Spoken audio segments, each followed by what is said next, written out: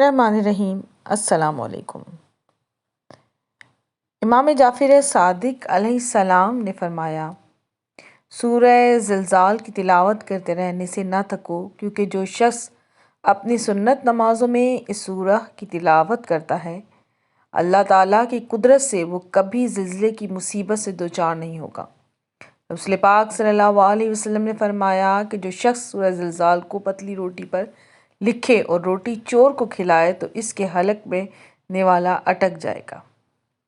इसके अलावा इमाम जाफ़र सादिक अलैहिस्सलाम ने फरमाया कि अगर कोई शख्स सूरह ज़िलज़ाल को लिख कर गले में लटकाए और हुक्मरान के पास जाए जिससे कि वो खौफज़दा रहता हो, वो शख्स इससे और उसके डर से निजात पाएगा और हर उस शय से निजात हासिल होगी जिससे वो डरता हो।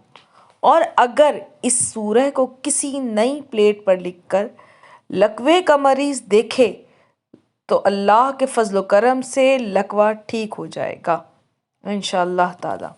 वीडियो पसंद आए तो इसे लाइक कीजिए, शेयर कीजिए, मेरे चैनल को सब्सक्राइब कीजिए। मुझे इजाज़त दीजिए। अल्लाह हाफ़िज़।